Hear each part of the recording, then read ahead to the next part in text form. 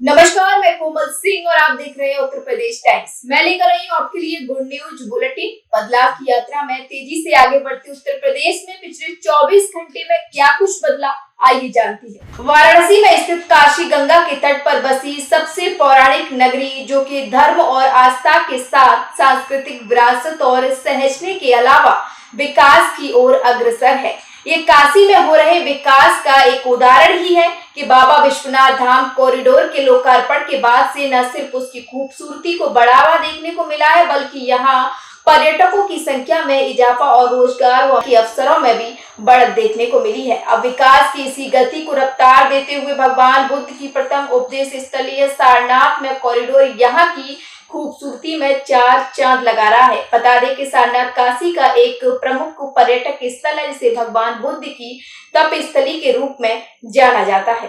भारतीय वैज्ञानिकों ने मंगल ग्रह की सतह पर 3 क्रेटर्स की खोज की है, जिसका नाम यूपी के महान अंतरिक्ष वैज्ञानिक डॉक्टर देवेंद्र लाल और हाथरस के कस्बे मुरसान के नाम पर रखा गया है, जबकि तीसरे क्रेटर का नाम बिहार के एक कस्बे हिल्सा के नाम पर रखा गया है। इन तीनों नामों को अंतर्राष्ट्रीय खगोलीय संघ ने सहमति प्रदान की है।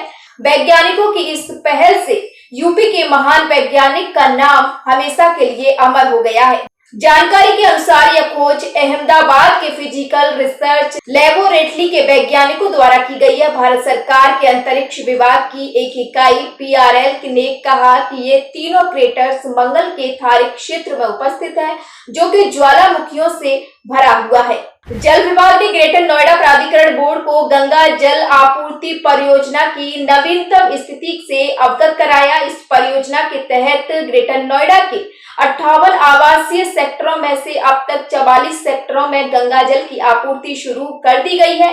कुल 85 क्यूसेस गंगा जल की आपूर्ति की जा रही है। यह घोषणा ग्रेटर नोएडा के निवासियों के लिए एक बड़ी खुशखबरी है।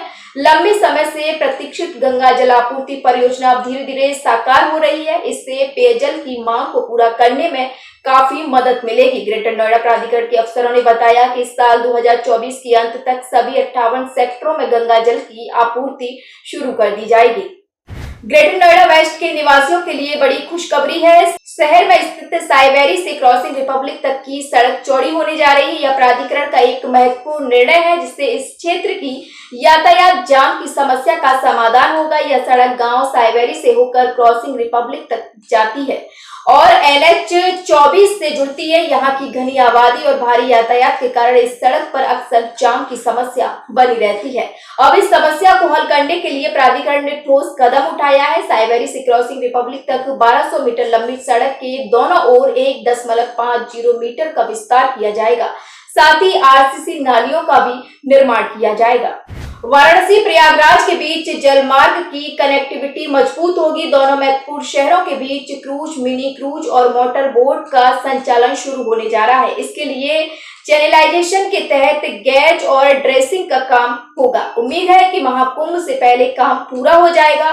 पीएम गति शक्ति योजना के तहत वाराणसी को जलमार्ग का नया केंद्र बनाया जा रहा है। रामनगर मल्टी मॉडल टर्मिनल को सड़क मार्ग से जोड़ा जाएगा। वाराणसी से हल्दिया तक मालवाहक जलयान का संचालन हो रहा है।